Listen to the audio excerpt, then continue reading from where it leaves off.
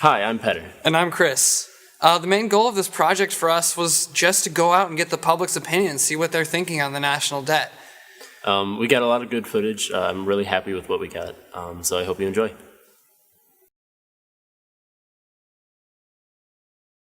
The national debt is $6 billion or something like that. I think it's 1.2 billion. It got to be about like 3 billion. It's somewhere in the billions, I think. 100 million? Billion? Billions. In the trillions? a couple of $1 trillion. Like 4 trillion or some odd dollars, I think. 5 trillion? I'm thinking it's got to be up in the trillions. 17 trillion, okay. Oh my gosh. Trillion? Yeah. I mean, not 3 million, about 17 trillion. 17 trillion, yeah. Wow. Dang. Whoa, that's a lot. 17 trillion. Yeah, it has to be trillions, dude. When I was in 4th grade, it was like 1 trillion, 2 trillion, or something like that. So it just keep going up, huh? We got there, I believe Reagan increased the national debt through defense spending and tax cuts, and then it started to decline under Clinton, and then the Bush tax cuts combined with 2 wars in Iraq and Afghanistan.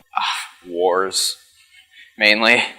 We got to the debt that we have based upon spending in the United States, and more specifically, I believe some of the wars that we've had to pay for. And defense budget, the general lack of willingness of American citizens to buy bonds, because that's usually how the past 2 world wars were paid for, is when Americans bought bonds instead of other countries buying bonds. But it's not that way anymore. It's where foreign countries buy bonds, but Americans don't buy American bonds. Overspending money we don't have.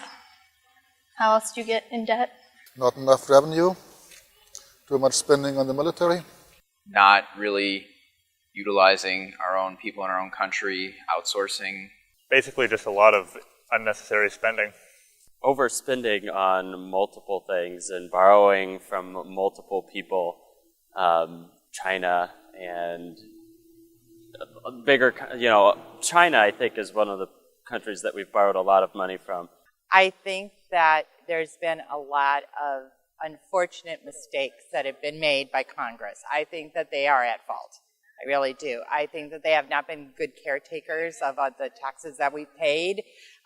They've taken from the Social Security, but never touched their own, retirement plans, or ever thought to reduce their own pay to maybe alleviate some of the debt. Your society has a really different social benefit systems compared to this, and I really think that your society has a much better benefit system. Like, I can see there is a lot of facilities to the disabled person. That I think it costs the government a lot of money to install those in the building, in the public places. But in China, we don't actually have some facility like that. An inefficient taxation system, part of it might come from the fact that there is a lot of government spending, but how much of that is military and how much of that is based on new programming? And then, of course, there's all the stuff we kind of need that's based on the federal government, so it's difficult. It's affecting a lot of things in terms of the amount of money that they're appropriating towards school and loans for college students. Inflation is going to go up when our currency is devalued because of all the debt, and I don't know, it doesn't add to market stability or anything like that. Well, if it's not paid down, if you're not making payments on it, it's going to affect our credit rating. And maybe I would say it is affecting our ability to, if we have to borrow, or be in a position where you have to borrow instead of being sustained on your own. In the short run, probably little to not at all. In the long run, it needs to be paid up. Increases inflation, brings down the value of the dollar, which hurts us then, so. I mean, I worked in banking, so it's like we have barely any interest on our accounts right now. It's just really sad. I think it probably leads to higher taxes and stuff like that, and I guess we've had a lot of cuts of government funding and education. It's put a lot of people out of work and made it really hard for students in school. I mean, it's making us lazy, definitely, for sure, and I think it's pretty much it's making us less careful how we spend the money. It's making the U.S. government less careful how it spends its money, Democrat or Republican. There's like nothing in Social Security. It's just like, it's crazy how much they're taking away from us, and they're just gouging for taxes too. My ability to get college loans might be diminished.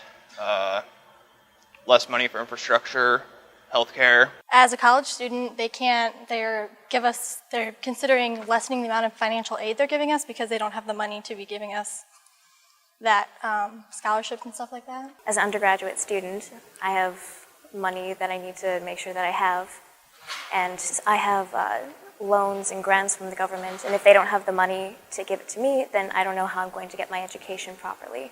I mean, you just can't support the economy without having money that we don't have. Yeah. Wow, that's the $1 million question, or the $1 trillion question, isn't it? There's not much that you can do short term. You just kind of have to make a plan long term and stick with it.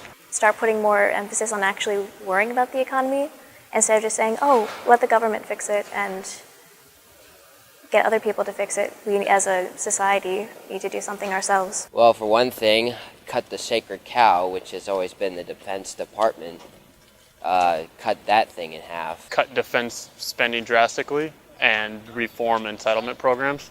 I'd probably stop spending so much money on weapons we don't need. Lockheed Martin will say the F-15 will cost $1 million, $100 million. But then they come back and say, hey, we decided to take a lunch break. Now it's going to cost you $200 million per item. So one way might be just to nationalize the military-industrial complex. Try to keep the jobs, in the United States rather than exporting them, outsourcing them. I mean, make a lot more products within the United States and rely on our own people more. Most polls show that people are ready to pay higher taxes if they see something in return that's useful to them.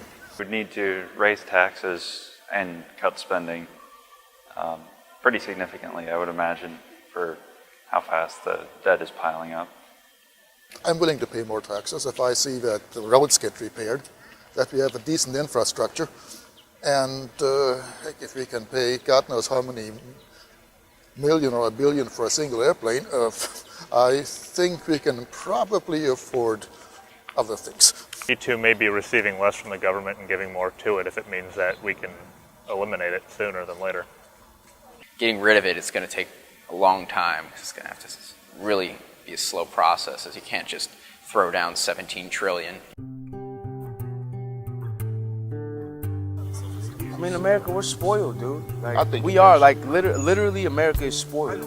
My uncle just came back from Vietnam, and he said, like, they don't have Social Security. They don't have a pension plan. I just think that it's not one person. I think it was the policy over 60 years that got us here, and unfortunately, if we don't do anything now, it's going to cripple our economy. I think the government has way too many responsibilities and spends way too much money on unconstitutional things. The country is definitely changing all the time, and there's going to be a point where, Medicare, Medicaid, plans that were in place at one point will drop through and get changed. And so, I mean, you really can't foresee that too much, but I'm just going to roll with the changes. We're citizens of the United States, and we should be able to help those who can't help themselves. So that was pretty cool. Being able to see different people with different perspectives was really enlightening. Because some of them had absolutely no idea what they were talking about. And some of them had a really good grasp on what the national debt was and how it was affecting us. So with this, we wanted to get everybody thinking. And now we feel like with this project, we have gotten just that much closer to having everybody understand and having everybody participate in helping eliminate the national debt. So thank you everybody for watching, and please keep on thinking.